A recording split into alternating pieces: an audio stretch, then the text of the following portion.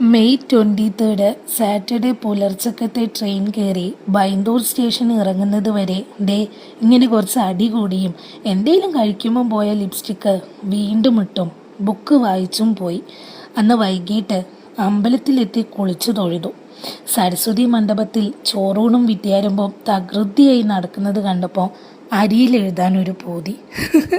ഞങ്ങൾ രണ്ടാളും അരിയിലും എഴുതി. എല്ലാവരും നോക്കുന്നുണ്ടായിരുന്നു. ചെറിയൊരു ചമ്മൽ തുടക്കത്തിൽ തോന്നി, പിന്നെ അതങ്ങ് പോയി.